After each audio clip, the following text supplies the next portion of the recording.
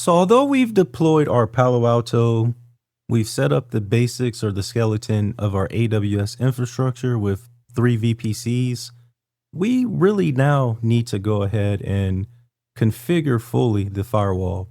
And that probably would take some time. So what I did is I went ahead and did the configurations, and I'm just going to go over them with you. And then we're also going to do one live together.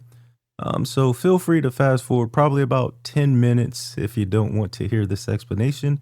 But there's many of you out there that, of course, are wanting to learn, and I appreciate each and every one of you. So what we have here is a successful SSH, not with VPN or Global Protect like we've done in previous videos, but we've actually configured a NAT on the outside interface inbound towards a Amazon Linux, as you can see here, EC2 instance that we went ahead and deployed. And there, of course, is the private IP. So now what we have here is if we come back out here again, we didn't go over anything here. So let's go ahead and start from top to bottom. What we had to do is go ahead and bring up our two interfaces. Now, ETH11 is our inside, our private interface, and subsequently ETH12 is going to be outside or our public. And so what you need to do there is just go ahead and click on the respective interface there. And then underneath config, it's going to ask you which router do you want to select. We went ahead and stuck with the default virtual router, and we needed to create a security zone and kind of tie or associate this interface with it. So of course we created a private zone just by giving it a name, and we'll go over future videos, some of the events features there as well. Underneath IPv4, we could have chosen static, but we elected to do DHCP client, and we unchecked this box to automatically create a default route pointing to the default gateway. That's the one that we left checked for our public interface. The reason I typically, especially for sandbox or proof of concepts, I like to keep this DHCP is because if you click here on this hyperlink, and there's another one out here as well, sometimes folks ask me, how do you know what the .1 address is easily? And of course, we do know our CIDR ranges or, our IP schema. But the network for this subnet is, of course, .16. So one up from there is .17. But without even thinking, or, if you doubt yourself, you can just click the link there to get that. Underneath advanced, we went ahead and created a management profile. We just named it the same as the interface, and we just checked ping so that we could do some troubleshooting if we needed to. And we manually brought this interface up instead of selecting auto. So again, on the public, it's pretty much, like I said, similar, but we went ahead and left that default route checked. So like I said, just the security zone will be public. Underneath IPv4, we left that checked. Now for zones, like we said, just to see it in case you hadn't seen it, nothing special, private, public. You can either add it here or when you select that, there's a button or option to create a new zone in the interface. And so again, like we said, there's nothing that we really check. User ID, the protection for the zone protection profile is something that we definitely should need in a production environment, but we'll touch on that in a future video. Now going to our virtual router, we only really need two routes here, one inbound, one outbound. And if we click on static routes, we see that our default outbound or quad 0 is pointing towards, or it's forwarding out ETH12, which is our outside or public interface. And that's the .1, that .33 address that's going to know how to forward traffic. And subsequently, in the inbound direction towards our LAN, our other VPCs, this is a supernet that encompasses the .01, .00, .10, .20, and .30, and that /22. And it's forwarding out ETH11 towards .17. So that's all we need to do there. And there's hyperlinks galore, and I like to use them when and where I need it. But this is where we see our RIB and our FIB, our route table here and our forwarding table or our FIB right there in case you needed to ever check that out. Now, next up, objects is something that you can, if you ever go in anyone's environment, you just see IP addresses everywhere. There's cleanup that should be done. And a lot of times we start there, but what we have here are addresses. We just went ahead and created some objects for these items that you see here. And we'll see for that outbound NAT that for each of those VPC individual addresses, we tied them together and created an address group that has each of those /24s all underneath one object. For our service, we're going to be SSHing into port 2222 or quad 2. And so we went ahead and created a service. Again, this is more of a graphic or tabular view.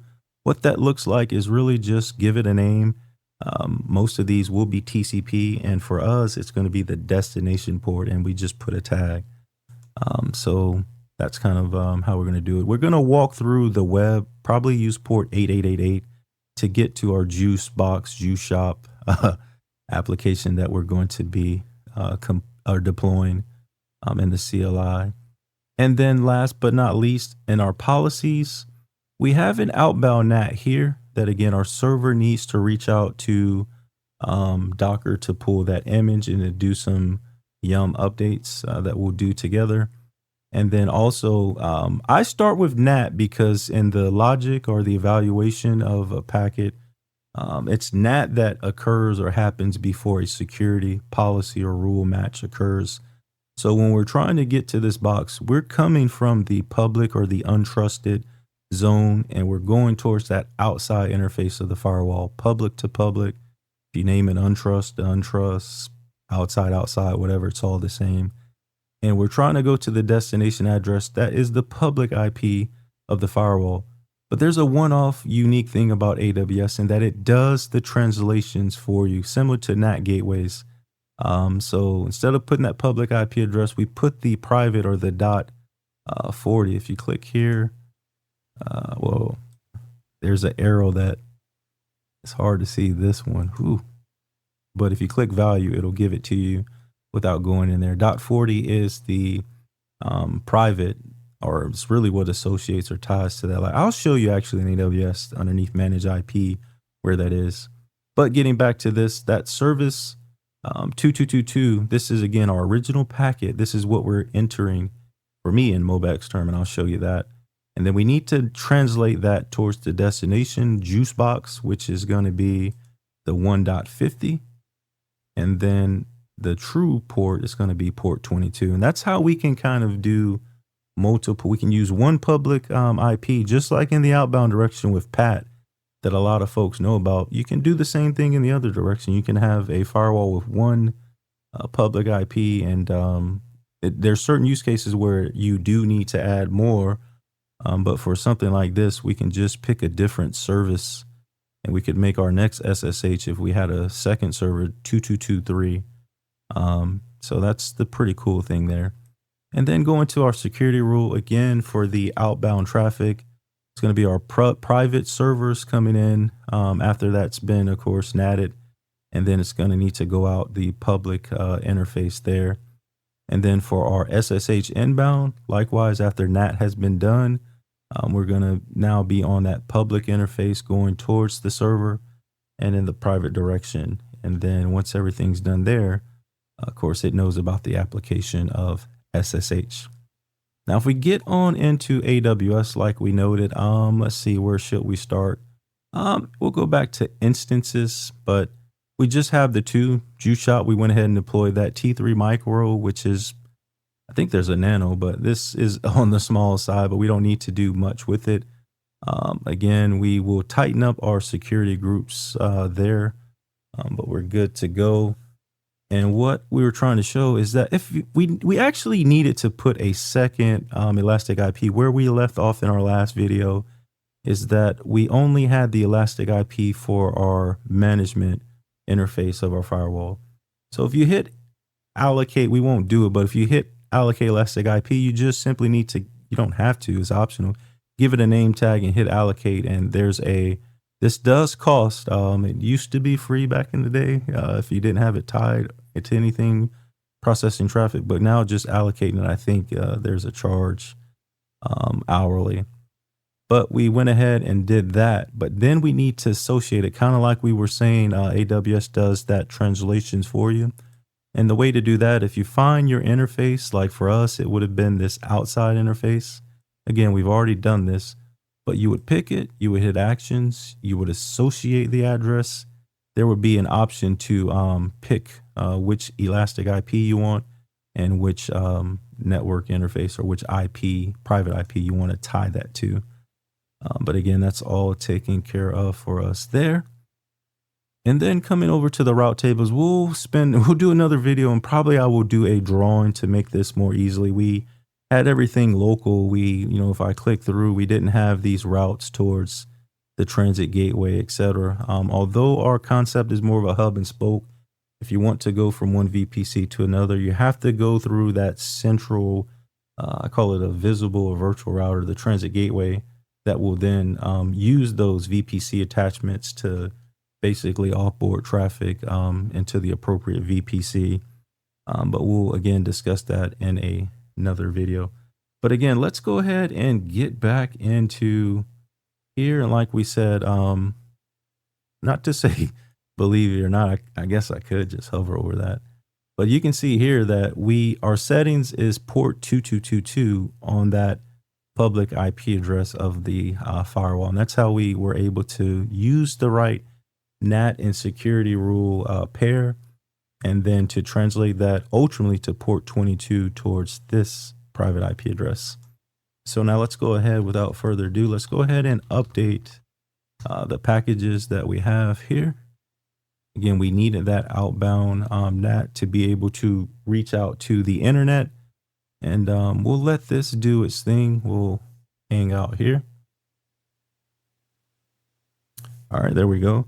Now, next up, let's just go ahead and do a sudo yum install, and let's go ahead and install Docker. That shouldn't take too long. And once that's done, we're going to go ahead and start that Docker service, or that daemon. Let's see. A lot of times I get impatient and I do enter a lot, but like we said, it does this thing.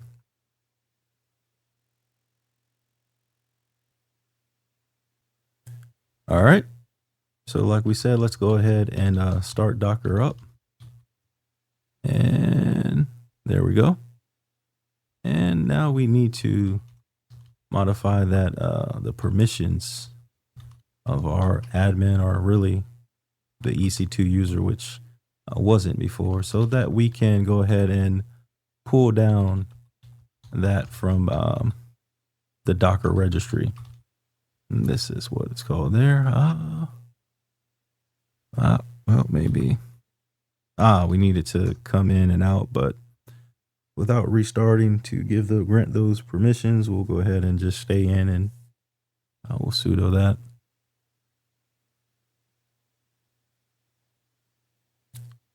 All right, there we go. Not sure if I need to do the same, but I don't like running everything in sudo, but let's go ahead and do that for the port. And we're going to expose port 888, and we need to do that NAT pair and security rule like you saw already for whatchamacallit, what do you call it?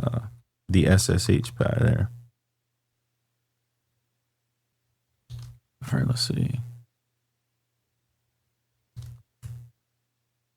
All right, so we got it up and running. There we go, 888. All right, so with that being said, let's go back here. We'll prep. Let's see. The easiest way. We'll just manually type it. Let's see. Come in here. Actually, let's see. It shouldn't be ready. This would be outside. So we'll copy that. And we'll say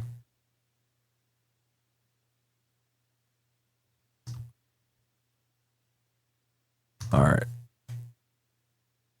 So we shouldn't be able to hit that because of course we know we need to do a rule. Let's see. Let's create an object.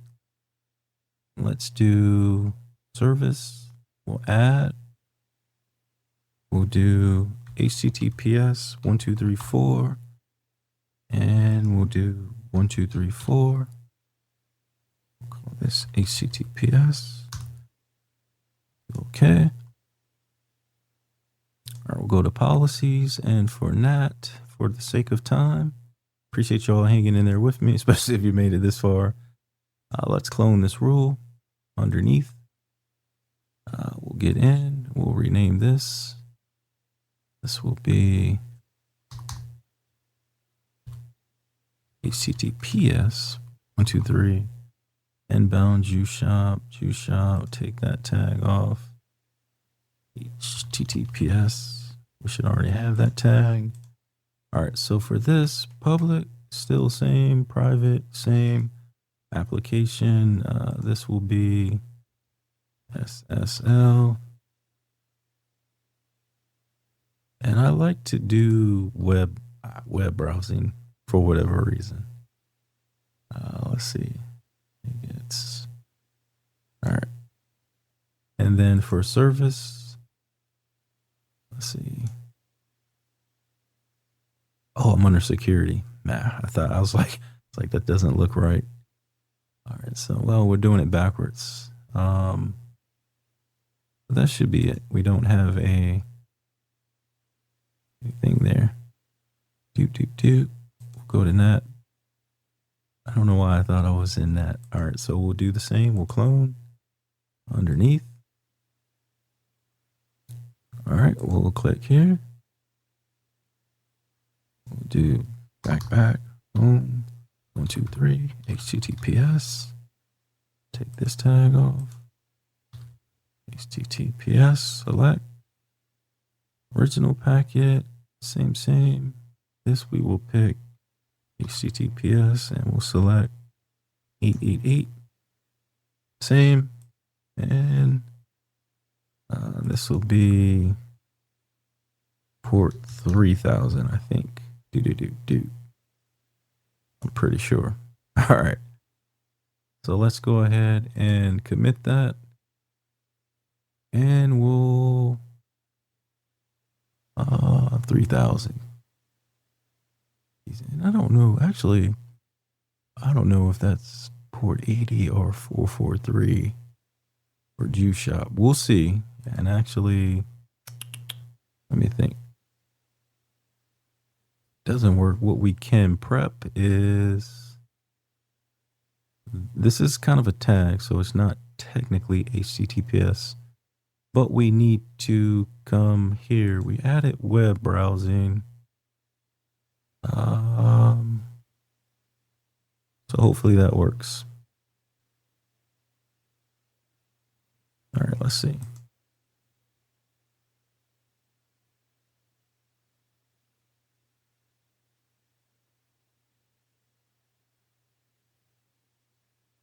Oh, actually, I think we need to do 1, 2, 3, 4. And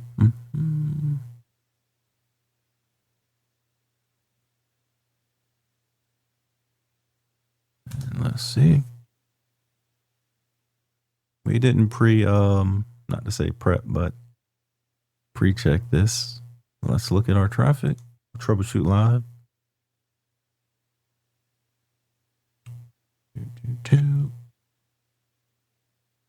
All right, incompletes.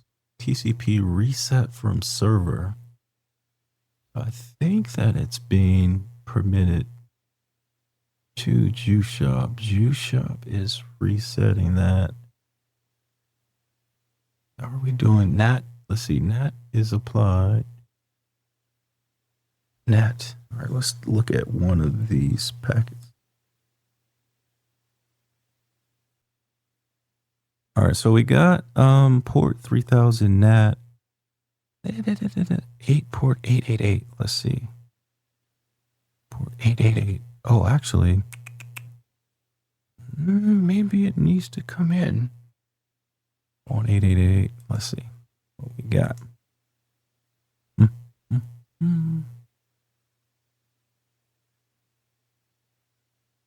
All right, so two things. Again, don't like making two changes at once, but let's go ahead and do one change, which will be And let's see. Actually, it did a NAT. So that means it's changing it to 88. But then that means you need to hit 8,000 internal.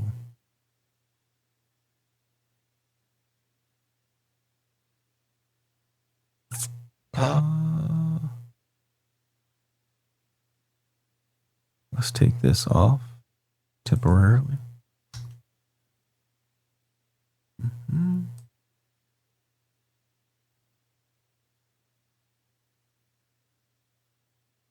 maybe Juice Shop will translate that to port 3000. We'll see. But again, it did match.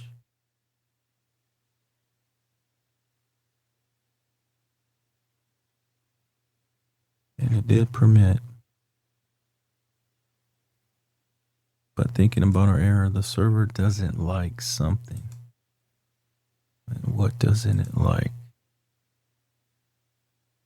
We do. Well, I guess it didn't like that us doing the translation to port 3000. Because as soon as we did that, I guess that's an internal thing there. So this is our application that we've got. And we've, of course, this, if you kind of don't know, you can read all about it. I'll link this in the description. There's several, I'm sure thousands of different websites, but this was created, or this application / product / vulnerable web application was created by OWASP, and you can read all about it here for more information. So like I said, you can either use this documentation or anything else there, but that's what we did. So in a concise place, what we did was we went ahead and right from the jump, we were SSH'd into an AWS AMI, which just bare bones. And then we went ahead and went over the configurations to get our interfaces, our network tables, security zones, NAT, and security rules and policies, and address objects and service objects as well. And then we got back into the CLI here and we went ahead and did some package updates and we installed Docker. We went ahead and ran it, pulled some packages, and it was fat fingering some stuff there. But we got Juice Shop up and running, exposed to the public on port 8888. And then that's where in our browser, we went ahead and appended that to the public IP. And as you can see, technically we have the same IP permitting SSH as well as web traffic. So again, we'll figure out a second application. We'll put that in the security tools in the next video. But I just want to thank each and every one of you out there again for always rocking it here with me. Hope you enjoyed this one. Back in the saddle. Let's go. Let's go. But until next time, stay safe, take care of yourselves, and peace.